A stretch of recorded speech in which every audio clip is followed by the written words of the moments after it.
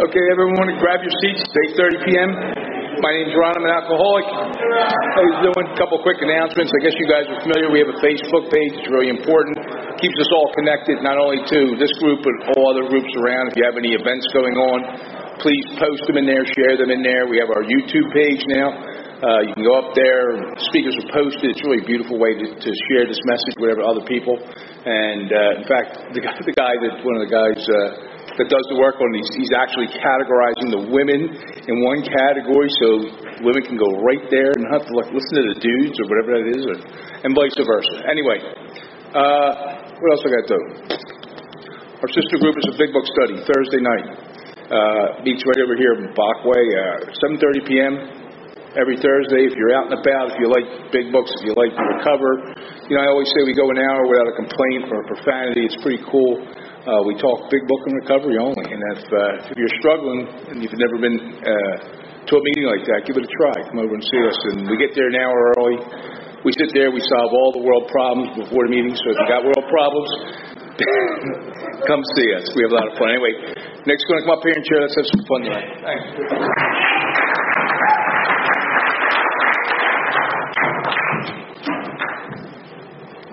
Welcome to the Conscious Contact Speaker Group of Alcoholics Anonymous. My name is Nick, and I'm an alcoholic. This is a one-hour speaker meeting that meets every Saturday evening at St. Paul's Lutheran Church, 301 North Main Street in Doylestown, Pennsylvania. Food and fellowship starts at 8 p.m. The business meeting for this group meets every Saturday at 7 p.m. to 7:30 right here. The purpose of this group is to provide a consistent message of hope and recovery through God reliance and service to others through the practice and teaching of the 12 steps. We record all speakers so that others may benefit from their message of recovery. If you wish not to be recorded, simply ask. This is an open meeting of Alcoholics Anonymous. The group would like to welcome everyone, especially newcomers. Is there anyone new or from out of town that would like to introduce themselves with their first name? Yes. I am Loretta, and I'm an alcoholic. Ah, Loretta, welcome. Excellent. Yes, sir. I'm Jimmy, I'm an alcoholic. What's up, Jimmy? Welcome. Hey, Tim, welcome. Hey, Matt, welcome. Hey, Gwen, welcome. Yes, ladies. Welcome. Welcome. Welcome. Welcome.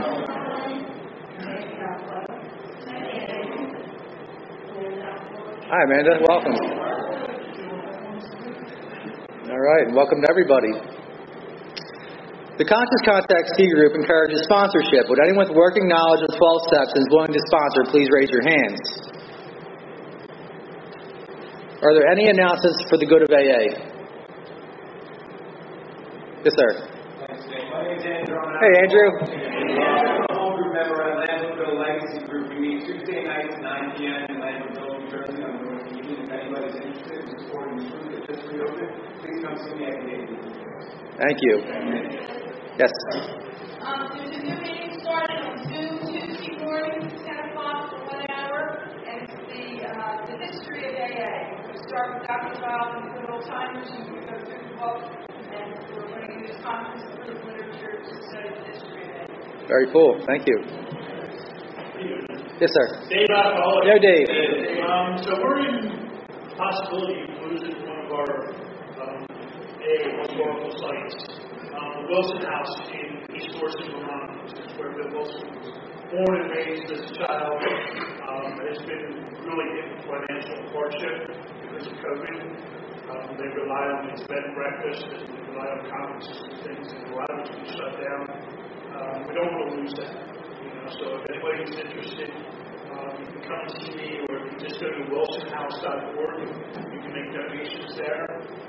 So that we can keep this historical site going. Thank you, Dave. We have meeting lists and big books on easy terms. Please see me or any home group member after the meeting.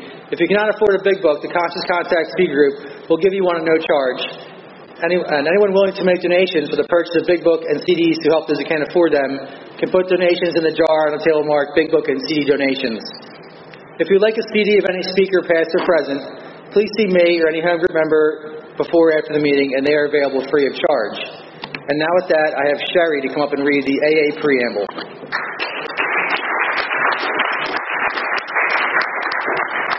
Hi, I'm Sherry, I'm an alcoholic. The AA Preamble. Alcoholics Anonymous is a fellowship of men and women who share their experience, strength, and hope with each other, that they may solve their common problem and help others to recover from alcoholism. The only requirement for membership is a desire to stop drinking. There are no dues or fees for AA membership. For self-supporting through our own contributions, AA is not allied with any sect, denomination, politics, organization, or institution. It does not wish to engage in any controversy, neither endorses nor opposes any causes. Our primary purpose is to stay sober and help other alcoholics to achieve sobriety. I've asked Kara to come up and read the AA 12 Steps of Recovery.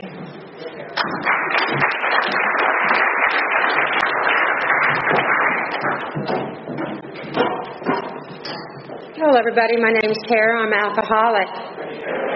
Welcome, everybody. It's so great to see this room packed. His energy is just wonderful. It's a really good feeling. I'd like to read the 12 Steps of Alcoholics Anonymous. Number 1, we admitted we were powerless over alcohol, that our lives had become unmanageable. Number 2, came to believe that a power greater than ourselves could restore us to sanity.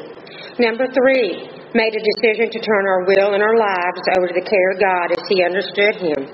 Number 4, made a searching and fearless moral inventory of ourselves. Number 5, admitted to God, to ourselves, and to another human being the exact nature of our wrongs. Number 6, we're entirely ready to have God remove all these defects of character. Number 7, humbly asked Him to remove our shortcomings. Number 8, made a list of all persons we had harmed and become willing to make amends to them all. Number 9, made a direct amends to such people wherever possible, except when to do so would injure them or others. Number 10, continued to take personal inventory when we were wrong, properly admitted it. Number 11, sought through prayer and meditation to prove our conscious contact with God as we understood Him, praying only for knowledge of His will for us and the power to carry that out. And number 12, having had a spiritual awakening, as a result of these steps, we tried to carry this message to alcoholics and to practice these principles in all our affairs. Now Nick will come up and lead the meeting.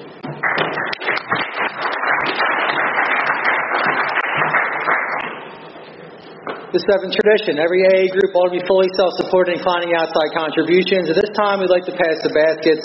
We have no dues or fees, but we do have expenses. And this group provides many services. Your donations cover rent, big books, CDs, events, and workshops. Once again, there's absolutely no smoking on church property. If you are going to smoke, if you're at these back doors, walk across the street. If you're going to smoke out front, walk out to the sidewalk, please, and dispose of your butts. Just a couple quick announcements.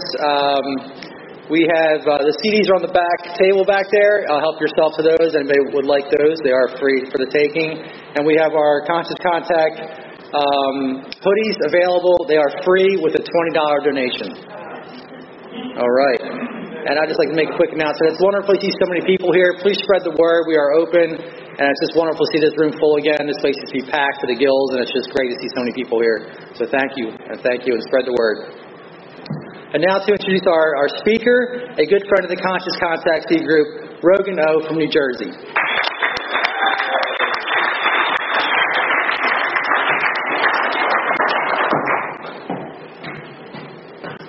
Hi, I'm Rogan, alcoholic. Thanks for coming. Yeah. So, Nick, thank you. CCSG, thank you. It's people like you in rooms like this that a guy like here gets to stand here and gets to talk to you. Why? Because like 1990, I wasn't able to come in here.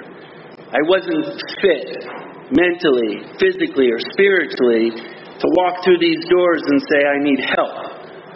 Not until October 17th. And at October 17th, God does for us what God does for us. The Spirit moves us in the way the Spirit moves us. And our stories, no matter what, would be the same. I'm 100% convinced of that. There's no doubt in my mind. My story is going to be my story. If I could go back in time and do it all over again, it's going to be the same darn way. Yours is too.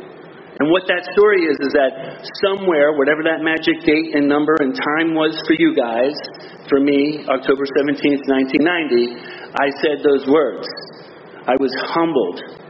I was vulnerable. And I did what Alcoholics Anonymous is all about. I was honest to thy own self.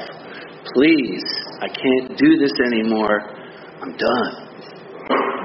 And I wish it was a crack of lightning, and I wish there was a bright light and a rainbow and puppy dogs and unicorns and all that good stuff. But instead it was the American Standard. You know what those are? The toilet bowl. It says it right on the back. And it was holding on for the 90 millionth time. And then it was the shower because, I don't know about you, but I'm not very good when I'm getting done. There's a mess everywhere. And then there's this big mirror. And there was multiples of me in the mirror. And I wasn't sure which one was real. And I wasn't sure which one was saying what. But one of them was making more sense than the other two. And that one was telling me that I'm an alcoholic. And that we're at the end of the line. I was in a dorm room at Franklin Pierce College.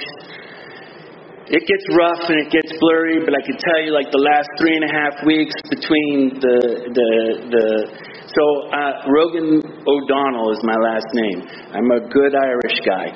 I can drink whiskey and I can remember, and I can drink beer and go to the bathroom and be okay. But when it comes to the clear stuff, man, it's a blackout. And somewhere between that and some other things, we had a big 3.5 weeks of, like, I don't know what happened and I don't know where I went, and things were interesting. And the only reason why I say that is because I profoundly know that to be true. I know that to be true because that's my experience, but I know it to be true at 17 years of sobriety. When things changed for me again, my sponsor at that time had me go back to my alma mater and find out what my attendance record was, because I minimized my ending. It was just a long weekend, things went bad, I came to Alcoholics Anonymous to get better. And the truth was, it had been a bad couple of months. It's just those last 3.5 weeks were really bad. So let's rewind a little bit, because it didn't start there, and it certainly did stop, thank God. But I'm the guy who had wonderful family members with a last name beginning with an O and ending with 2 L's. I think other people can experience and appreciate that, because my family members really like Manhattans. And they like the little cherries in the Manhattans. And at 5 years old, I would be happy to go get you another one, Uncle whatever. And I got the cherries. And those cherries started this chain reaction. There's a numb gums and a numb tongue and this feeling that would go down real slow and smooth. And of course, at 5, I didn't know what was going on, but it felt really good. And at 6, I got to have a couple of sips. And at 7, and by the time we got to 10, there's a family wedding, and I'm dancing with the band. And the next morning, I wake up, and I'm spinning, and my head hurts, and I've gotten sick. And one of my family members told me, "You have a hangover." And I was like, "I don't care. I want to go back to the wedding and listen to the band and keep it going." And they said, "Not anymore for you." And I wish I could say that I learned something then, but I did learn. I learned that felt really great. And I felt like I was a part of and alive and wanted to continue to do that. So I followed that feeling from 5 years old to 10, where it was warm and yummy and bubbly and cool sensations, to pounding headache, and I wanted it to continue. So that was 10 years of age. We'll just go fast forward to 8th grade. I'm getting asked not to come back to junior high school. Alcohol and other things are all involved. Went to Catholic school, and at Catholic school by 11th grade they said, "Yeah, we've had enough. You don't not to come back here anymore." Then 12th grade went to public school, and they asked me about 3 or 4 different times to leave. They just felt bad for me, I think is what it is. I spent the last 2 weeks of in-school suspension my senior year, so I don't know what happened. I mean, my father literally had to walk me into school at 7 o'clock and check me in and sign me in, and then I had to just sit there with my little brown bag of lunch. And all of this that I tell you isn't what makes me an alcoholic. It's just part of the conditions of what it was that ailed me. And it's kind of what happens to us. I mean, we go left and we go right, and things catch up to us, right? The great manipulator, the great liar, the great deceit, the great cheat, the great whatever it was, I kind of fell into that pocket. the thing that gets really interesting is that I didn't know then what I know now. And that sounds kind of like duh, right? And then we learn in the rearview mirror, and that seems to be the thread that goes through in my entire recovery. I don't know now until way back or way into the future then that I'll look back and be like, oh, that was really cool, and whatever it is that I'm going to learn, it will be that rearview mirror. And that rearview mirror back then was really blurry, and I couldn't see it. I didn't know. So I guess you need some qualifications besides getting kicked out of school. I really like the Grateful Dead, and I went with them up and down the East Coast, and sometimes I didn't know where I was going and how I even got there and who. You seem like fun. Let's go. And I slept in some parks in some different cities, and that's because I didn't know how to get home. Greyhound, if anybody remembers Greyhound buses, there's some people that should know Greyhound buses. Yeah, hey, Mom, I need a Greyhound. Where are you? In North Carolina. How'd you get there? I don't know. Or the car parked on the front lawn, I was that guy. Or parked somewhere else, I was that guy. Or your brand new car got stolen because you lent it to me and I went to a show and I forgot to lock it and whatever, I left the keys in the ignitions and those kinds of things. Or I got really funny and slick with like credit cards and things. Probably nobody else did that in here. But I was able to go to my gas station and say like, Nick, don't fill it all the way up because I need a few packs of cigarettes and a $5 bill. A little bit in, $5 and some cigarettes, and off we went. So that all adds up to still not making me an alcoholic. What happened was I crossed this. Did you see it? Let me do it again. I crossed this. Did you see it? Invisible line. For me. Nobody in here can tell me what my invisible line was. Nobody in here could tell me that I was suffering from an ailment that was deep down inside and was raging in my teenage self. So out of control that I had no idea what was going on. And I'm that teenager that made moms and dads lose hair, go gray, and all kinds of things. I am that guy, 100%. I'm also a different guy, but we'll stick with that guy for the moment. What came about was that I learned that I had this allergy. Not like I'm allergic to peanuts or tuna fish. I had an allergy that made me want to do things. That when I got this substance into me, it changed, like Superman, like we've heard, like Batman, like Dr. Jekyll and Mr. Hyde. Something happened. Something magnetic happened. And I couldn't figure it out for a real long time. I chased that since that 10-year-old me had that sensation that just grew and grew and grew. But what it grew to was this tornado. What it grew to was a complete absence of any idea of what life really was about. Because I was so selfish, so conceited, so full of my own ego that I had no idea. I couldn't see it. You could sit there and tell me. The police officer could sit there and tell me. The judge could sit there and tell me. My mother and father could sit there and tell me. You're going to go to, we're in Pennsylvania, Valley Forge Military Academy. I went there for the weekend. They told me to leave. They didn't like that I wanted to smoke. They didn't like that I wasn't going to do what they said that I needed to do or how I was going to do it. And I did the weekend thing, and they said I wasn't the candidate. I didn't understand why. We just had a difference of opinions. So this allergy catches up to me, or I catch up to it. But what I come to realize, I came to believe, but I come to realize that when I was able to get dropped down to my knees, when there was literally no more fight left in me, that all that stuff that I did, and you all don't need the war stories. I think you got a clear enough picture. But when all of that came to me, and I'm sitting there doing my first real honest, internal honest, true honest to me, I could BS you all day long. I swear on a stack of Bibles, it wasn't me. I didn't do it. On my soul, on my dog, my mother's life, like whatever, right? But this time, it was me to me. And I don't know about you, but God has a way of really humbling me. Like, forcefully putting me on my knees where I'm like, no more, mercy, please, I'm done. That moment forever changed this guy's life. Now, I didn't believe in Alcoholics Anonymous.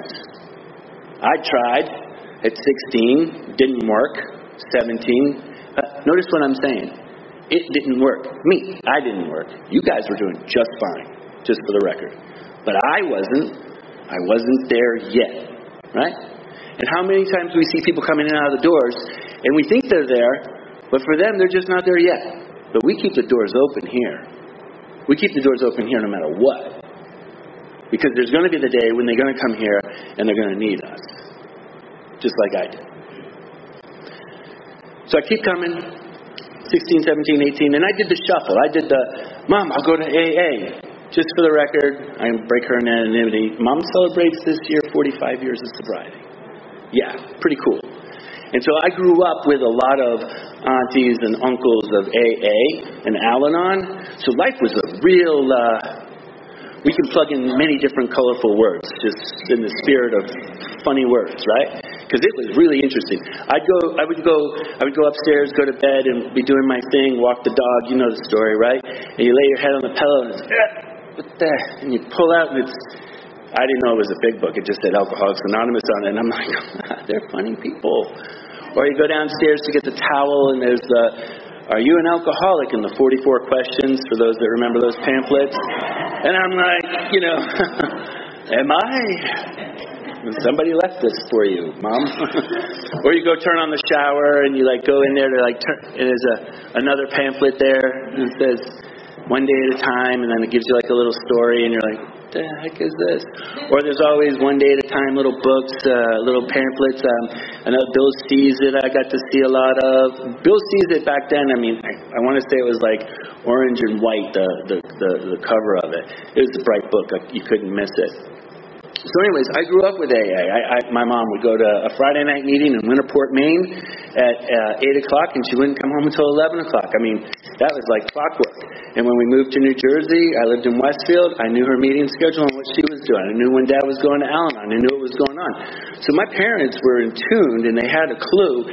They just didn't, they had me. And I guess we just I don't know what way we went, but we crisscrossed a lot. But the seed was planted. And I don't know about you, but I learned early on in Alcoholics Anonymous that they might as well just call me Johnny Appleseed. Because when I walk in here, I'm going to get a bucket of seeds, and my job is to start planting seeds. Hi, how are you? I'm Rogan. I'm an alcoholic. Want to come to a meeting? If I met you and you were talking AA stuff, we were going to a meeting. Or if you even looked like you should go to a meeting, I was offering to take you to a meeting. So planting seeds everywhere, especially when you're 20 years old and you're in college. And there's a lot of things that are going on. And I'd be like, hey, come to a meeting with me. It's pretty cool. Don't worry about it. Yeah, there's a lot of old people, but it's really all right. So, try to get back on track. That honesty changed everything.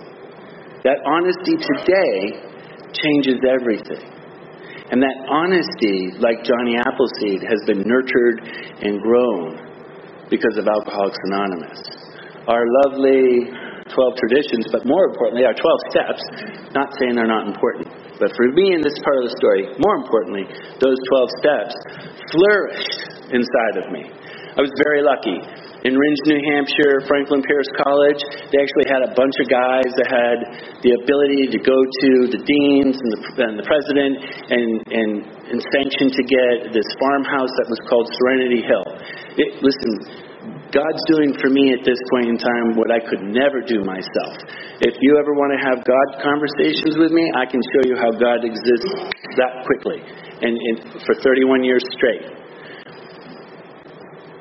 I'm partying, I'm doing my thing, things are all whacked out, I'm having that honest moment, I'm having this total tripped out thing happening where I don't know how many of me are there and what's going on, drinking and everything else that's involved, and I make my plea, and you know how we get, bam, cold stone sober, and I'm like, I'm going to bed.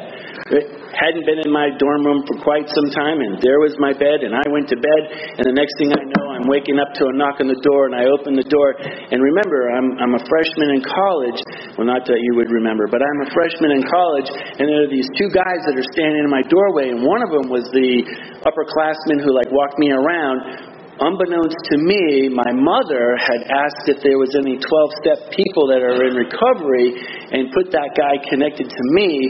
And here they are that also were the band at the school, and they'd been seeing me doing all of this for the last month and a half, walking around telling them, first things first, one day at a time, think, because he'd been talking AA stuff indirectly to our group, our freshman orientation group, and I picked up on it, and of course I want to be the cool guy because he's the upperclassman, so I go ahead and tell him that I know some one day at a time, and first things first, and easy does it, and 44 questions, and Alcoholics Anonymous, and I've been to a few meetings, and blah, blah, blah, blah, blah, but I tell him I'm also a year sober. Yeah, I'm that guy. And so he sees me blow up, and then at this particular time, at that particular place and date and space, there's a knock on the door, and I open it up, and there are these two guys, and what they say to me is, "You want to go to an AA meeting?" And I'm like, "Yup, we'll come and get you." No. I know where it is. Long end of it short, I went to that AA meeting, a group of folks just like you, and they all went around, and then they looked at me and said, "You got something to say?" And I had my story going from the minute I walked into that meeting, and I saw you, because I eye you all up. I know who you are, what you are, in my mind, and what you're going to say and how you're going to say it. So what I got to have prepared is something cool, too. And then you catch me off guard because you wait for me to be at the end. So the anxiety is built up, and I got a little sweat going on, and I'm not feeling so good. Of course, I haven't had anything in my system for 6 or 7 hours or something of that nature. And we're starting to come undone. And again, this honesty creeps up, and they say, "What about you?" And I say, "I'm going to die. I don't think I'm going to live much longer. Things are real bad. I don't know what to do, but I know that I'm an alcoholic, and I know I need help. I don't know if I need to go to rehab or a hospital, a mental hospital or something, because I've seen some things, and you're not supposed to see these things." And they listened, and I kept whatever I was saying. And then they laughed a little bit, and they said, "Welcome." And I'm like, what kind of sinister, all those other colorful words are going on in my head. And I'm like, okay. And they're like, "All right, we got a nice way of closing." And I'm like, what the? Okay. And then afterwards, those guys that wanted me to go to the meeting, they said, "Why don't you come over to our house?" And I'm like, okay. Thinking we're getting into cars and whatever. I have no idea. And we walk down the road in the dark, and I'm like, they're going to kill me. I'm going to die. This is the first time in my life I've been afraid of dying. Oh, this is not going to end well. And all of a sudden we get to this place, and it's this big old farmhouse, and it's got a light on the porch and a big wraparound porch, and we're walking up the driveway, and there's a sign that says Serenity Hill, and I'm like, well, that's a nice name.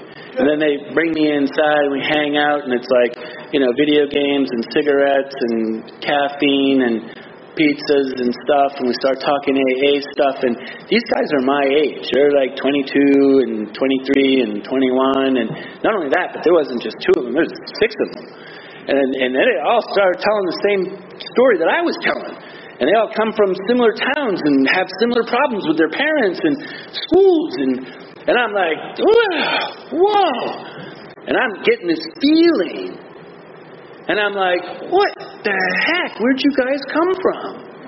And they're like, we go to AA, man. And I'm like, I went to AA. You guys weren't there. It was all old people. Divorced.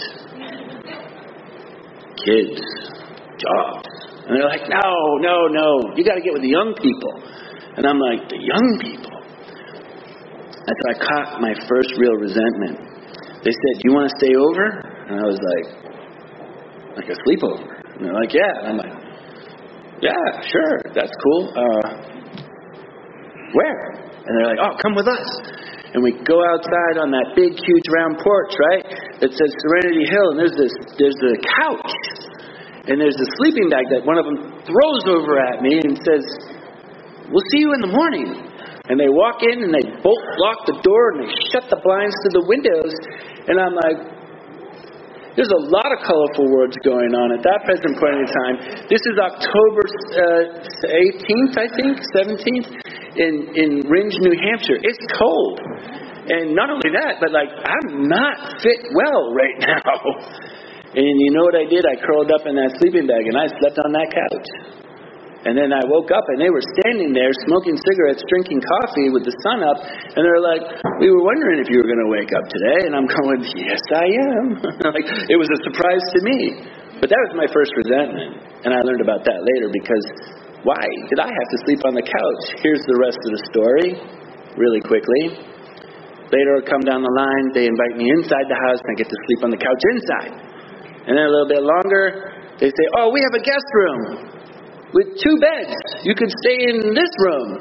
And I said, why the heck did I start off on the couch down on the porch where I could have slept on the couch inside and you have a guest room? And they said, well, we don't trust you. I said, what the hell? I'm in college with you. What the heck? What? They're like, you're a drunk. That began some fun, right? Those guys are still sober today. They're still my brothers, and I still actively talk to them yearly. And I'm the baby at 31 years of sobriety. And our house stayed alive. Serenity Hill is a men's 12-step sober. It was co-ed at the end, but as a sober house. And the only other one that I knew of was Rutgers, at Rutgers University. And there began the collegiate recovery housing movement. And I am forever grateful of what God could do for me and how I was able to graduate college. And you're missing all the backstories of, like, I wasn't a student. I missed a lot of stuff. Things weren't connected too well here. School and I didn't jive. And yet these guys took me in, and that school did with, it's a blessing. Fast forward, at that period of time, I got introduced to Alcoholics Anonymous. But not only that, I got introduced to Barry the Bear, who's my first sponsor, who was like 9 feet tall, 450 pounds, and could crush me in a second. Remember, this is me back then, okay? But he was a very big man and very strong and had really, really, really blue eyes and could see through me. And he would say, would you like to change that answer? Yes, Barry, I would. What would you like to say? I apologize. I lied. I did not have pizza for dinner. I didn't eat. Whatever it was, right? But Barry also did some really cool things. Barry took me through the 12 steps, right from the book. Sit down, meet, weekly, boom. This is how it goes. And I was such a disaster that they said to me, this was somewhere, I think maybe 6 months of sobriety. I don't know. It's a little foggy. But just before the end of my freshman year, they said, you know what? We've been watching you, and you've been doing a really good job. And I'm like, I thought so. Yes, of course. And they said, you know what we're going to do? We're going to make you the chairman of the meeting for the next month. Can you handle that responsibility? Yeah. Finally. You realize my potential. Absolutely I can. I said, great, meet us here at 6:30. Sure enough, I show up at 6:30 and they show up at 10 of 7. And then they say, Chairman, you ready to get the meeting going? And I'm like, yeah. All right, we're going to walk you through it. Come on in. And I come in and I'm sitting there and I'm waiting to find out what I get to do and how I get to do this big job because I'm now the chairman. And they said, come with me. And they bring me over and they open up a closet and there's all these chairs. And they said, put the chairs out, Chairman. And I was like, oh, you think that's funny, don't you? It's happened to every one of you that laughed. And that's the beautiful thing that Alcoholics Anonymous has continued to do from way back when to here I am 31 years sober. I'm the chairman. I'm happy to be the chairman. I'm grateful to do anything that Alcoholics wants me to do. When I tell you that, I mean it. Because the life that I've had is beyond my wildest dreams. So let's get fast forward. I learned about Alcoholics Anonymous. I got really activated and involved. I got rocketed into a dimension beyond my wildest dreams. When they talk about the 9-step promises, they are giving you just a sampling. Pretty please, it's just a sampling. It's my experience. I am sponsored. My sponsor's name is Mickey out of Denver, Colorado. He's been my sponsor for the last 11 years. I talk to him every Tuesday night at 8 o'clock. That's the way it's been going for 11 years. I like it a lot. I also go to a meeting with them on every Wednesday night at 7 o'clock, the Zoom style. And that's been really freaking cool too. I sponsor lots of guys. I do the same thing to them that was done to me, and I watch them get rocketed and lifted and grow. And if you haven't gotten to that transition yet, or you're working there, it will send you to another dimension. Because when you see something that you don't do anything except read and I don't know. Let's read. Look at that. Wait, what? Yeah. And they're like. You see their synapses popping. You see their brains start to clear. Their eyes start to clear. They physically start to look good. They start making coherent sentences when they're talking to you. They start making sense. They still might lose their keys in the car and other things like that, but I do that still today, so I figure that's okay. And the next thing you know, you watch them passing that message on to somebody else, and you see this thing grow. And when you get down to, nothing for nothing but 31 years of sobriety, and you look and you're like, whoa, there's a lot of people are putting that hand out and helping out. And that's all because I started off with step 1 and went down the list. So here's something cool that I was taught and I really like. It's take like a litmus test, right? Let's see where you're at today. So let's do the 12 steps backwards, right? And so for me, if I'm not working with somebody and I'm all caught up in myself, I'm not doing prayer and meditation, I'm not being accountable on 10 steps when they're happening, and I'm letting them fester and get soured and, they get funky and aggressive and gnarly if I don't take care of them. But not only that, if I left some 9-step amends out there, I go through the work probably every year and a half. Right around that time, I do 12 steps with my sponsor all over again. Not saying you have to, but that's just what I have to do. And so 9 steps, I get in new amends, like real ones written down that go through an inventory that I got to go do, besides the other ones I got to do. But if I didn't do those and I left some of those hanging out, we can pass 8 because it's our list. But 7, I'm not humble anymore. Because I'm not praying and meditating. I'm not being accountable. I'm not carrying a message. I'm not passing it off. I'm not involved. I'm not active. Step 7, humbly ask Him to remove my shortcomings are all over me. They are loving on me. But more importantly, I'm loving on them. Right? And 6-2, I got some defects that are just happening right there. But then I get to 5 and admit to God, I'm telling God what to do.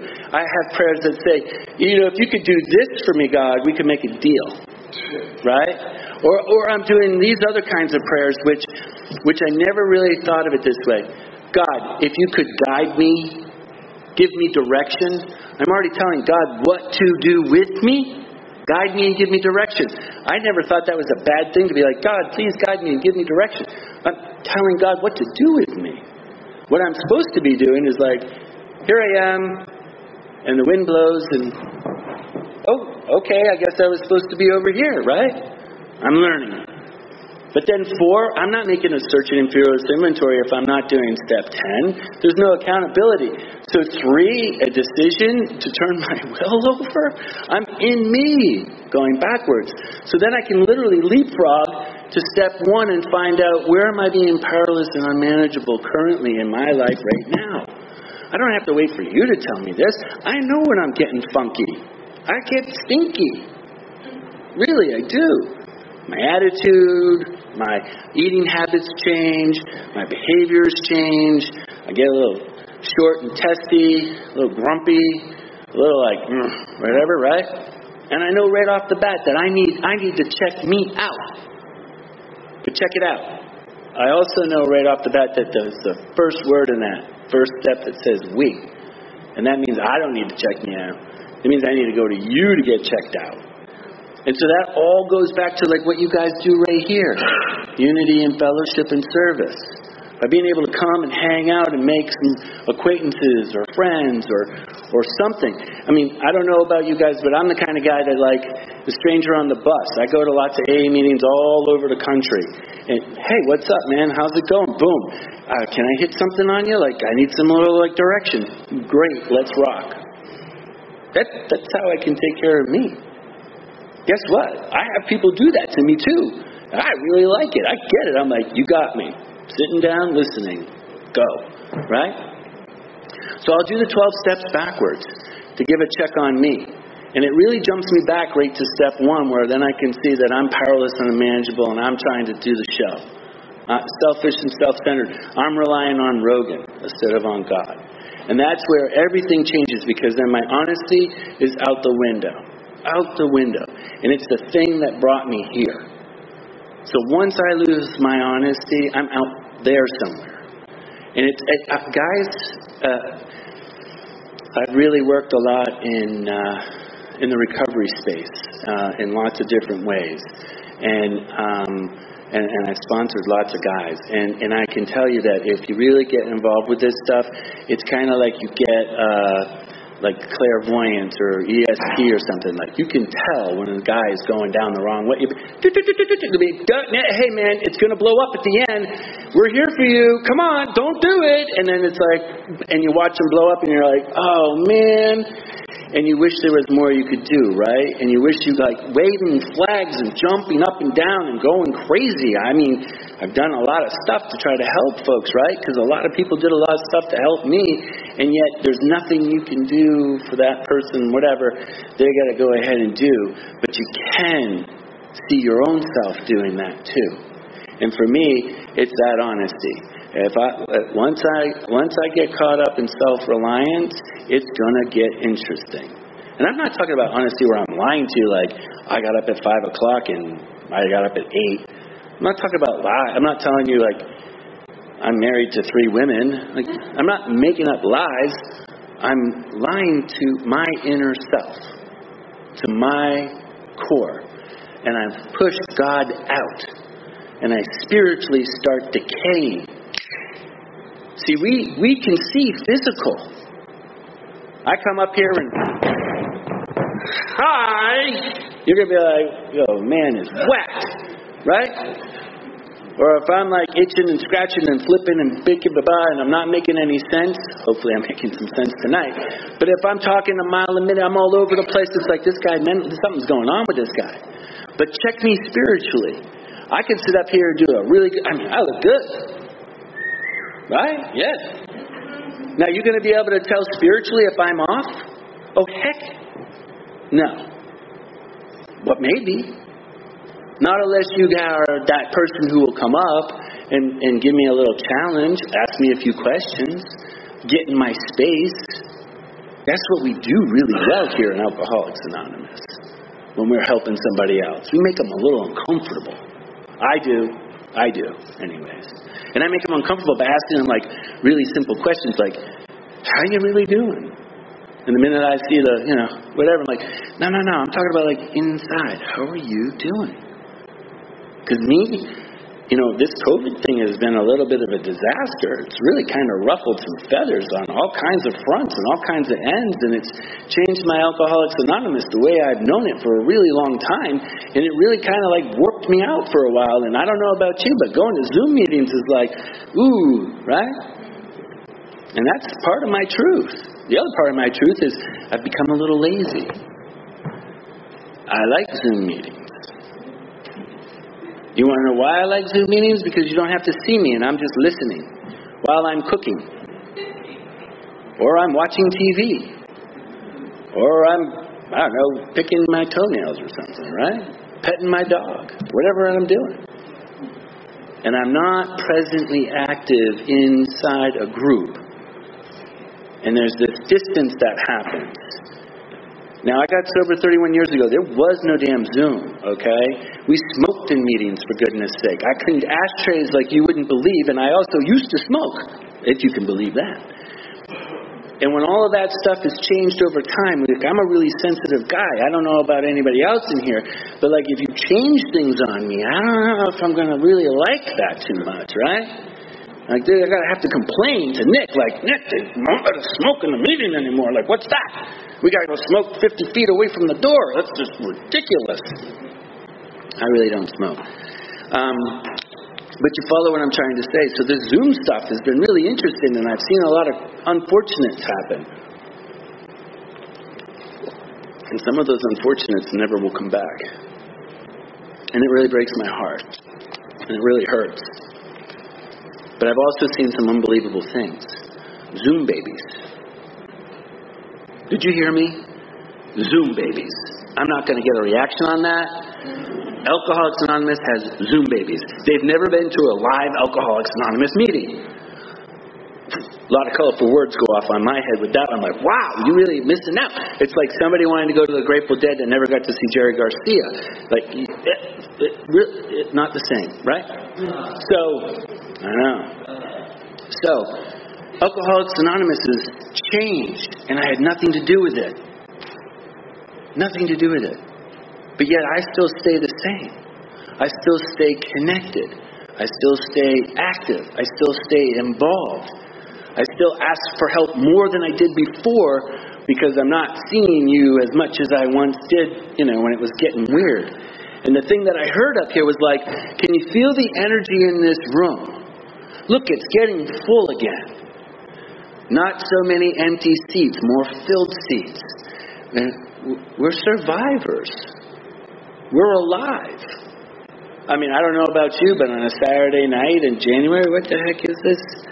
The 22nd? I can't think of a better place to be than Doylestown. Sounds awesome to me. I walked in here and I saw an old friend who I hadn't seen in, it's got to be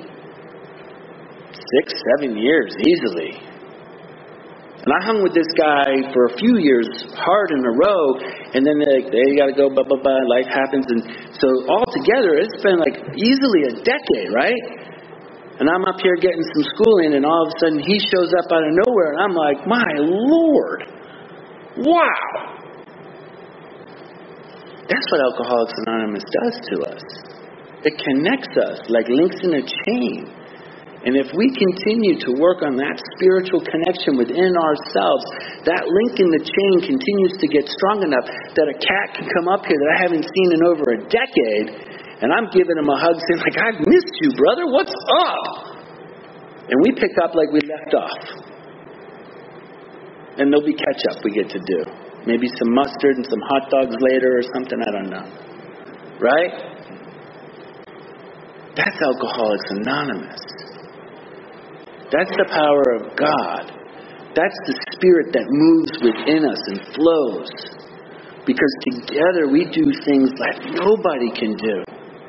Together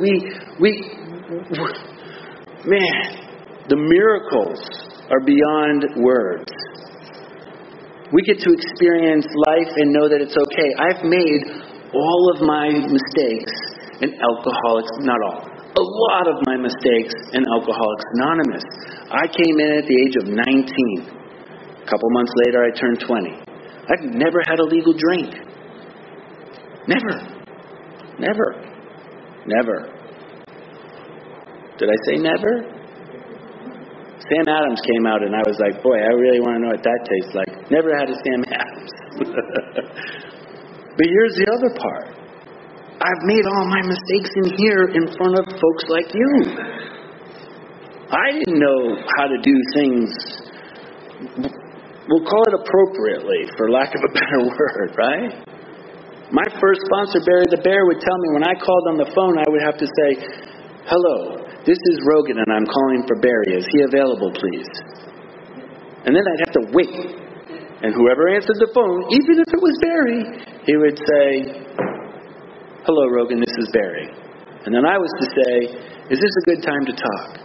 And he would say, yes or no, or when he's going to call me back, or what it's going to look like. There was none of this. No. This was a landline on, you know what I'm saying? And then we would have a conversation. And I wasn't allowed to throw up on him. And I wasn't allowed to just puke my guts out and blah, blah, blah. I was supposed to breathe and have a conversation and communicate. And at the beginning, I didn't really, know how to do all that very well. I was very caught up in me. And, if I had gotten the chutzpah to make that phone call and pay for the phone call to Barry, that I wanted to get all of it out right then and there once he answered the phone. This is Barry, blah, blah, blah, blah, blah. And he wouldn't know what the heck was going on. And I'm totally invading his spiritual space. Once upon a time, they used to call Sponsee's pigeons. And if you haven't heard this, check with some old people afterwards. And the reason Sponsees were called pigeons is because pigeons would fly by and poop on you. And so Sponsees in the beginning, we just pooped everywhere, right? And like a pigeon, we just did all that, right? And pigeons also weren't thought of as like the prettiest birds. And so I was taught that I wasn't a pigeon. I'm not allowed to go pooping everywhere, right? And I learned manners, and I learned a little grace, and a little dignity, and some self-respect, and self-esteem, and things built. But I learned that in AA, but I also am the guy that, I got divorced in Alcoholics Anonymous. Right, wrong, or indifferent. I cleaned up my side of the street, but I got divorced in Alcoholics Anonymous. I didn't think sober people got divorced. That would be a bad thing, I thought. Not true. Right? Some things just don't work. Okay. It's better for the children. It's better for me and my mental and spiritual capacity. But I also get to learn about love and have new things happen, right? I also get to learn about what it's like to be a dad and how to manage being a dad. I have 3 kids, adopted one and 2 are mine. And make mistakes as a dad and say, I'll never do what my parents did. Yell at my kid, right? Until my kid, I'm like, rah, rah, rah, rah, rah. And I'm like, oh my gosh. I'm doing what I didn't want to do. But I get to go back and be like, I don't want to be like that. Daddy shouldn't have yelled at you. I'm really sorry. I'm going to try really hard not to yell at you. And learn. And make mistakes. But it's in those mistakes that I have that opportunity to grow. It's in those mistakes that I get to learn. I get to grow. I get to learn. I get to grow. I get to learn. And Alcoholics Anonymous is like feeding the roots to the tree. Because I was removed, root and branch, and replanted. So today I'm not uncomfortable to say like, I made a boo-boo, Mickey. I yelled and screamed at my kid for whatever it was. I can see my side of the street and how I can probably look at it a little differently and work it out a little bit better and do something a little bit nicer.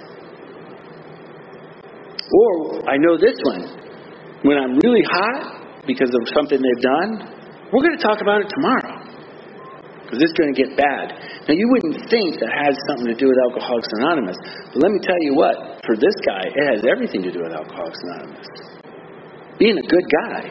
I really want to be a good guy. I want to be a good guy. And in order to be a good guy, I got to be comfortable in my own skin.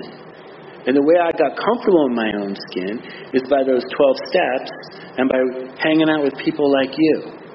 And going back to the basics are, which is being honest. Honest about me. Honest about my faults.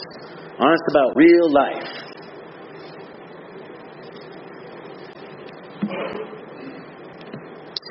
All right, so we got like, I don't know, 7 or 8 minutes.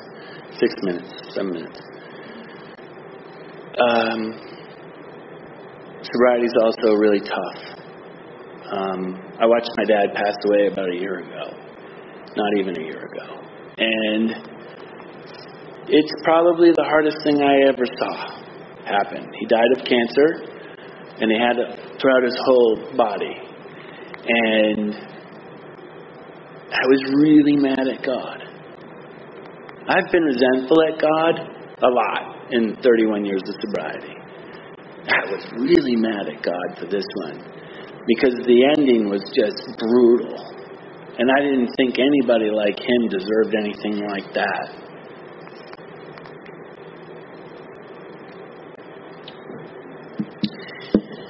And if I didn't have Alcoholics Anonymous and COVID, in whatever way it looked like, you'd probably have a different speaker. Because I really, really, really, really was resentful at God. I was really, really mad that God was letting my dad suffer this way. And the beauty is in the eye of the beholder, they say. My dad died with dignity and grace in his house, in his bed, in the living room with his children and his grandchildren around him.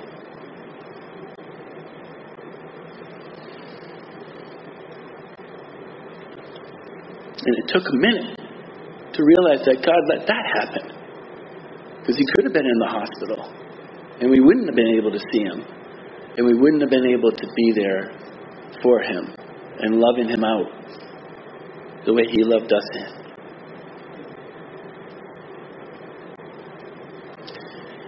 We grow in Alcoholics Anonymous, spiritually, mentally, and physically. Alcoholics Anonymous is a spiritual program. I urge you from the bottom of my heart to open your hearts to the spiritual side. I'm not saying that you're not. Just do it more. There's never enough. There's never enough. I encourage you to live a life of happy, joyous, and free. To be able to pass the hand on to another. To go hang out. To go have a donut, a coffee, a hot dog, or whatever. To take a ride to Doylestown and see some people on January 22nd at 8:30 on a Saturday night. Because it's all these little steps that change the way things are going to be down the line for a guy like me. Because I get out of the way. Okay. So I got like 3 minutes left. And in those 3 minutes, I just want to tell you, it's been really a gift to come out. I've gotten to go and speak at a couple of live meetings. I've done a lot of speaking on the Zoom. But it's great to see your faces. It's awesome. You should see what I get to see. I see light shining all over the place. I see people who decided to come out to see what Alcoholics Anonymous is doing on a Saturday night in Doylestown.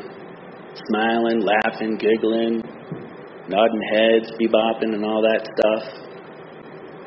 I just want to say thank you very much, because a guy like me really likes Doylestown. Thank you.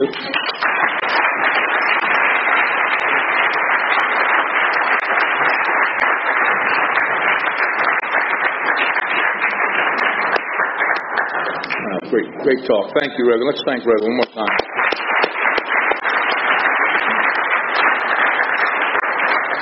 It's customary for us to form a line after we close the meeting and formally thank our speakers. They come here at their own time and expense, and let them know that if they said something, even if they didn't, lie to them. I'm really good now. Great job.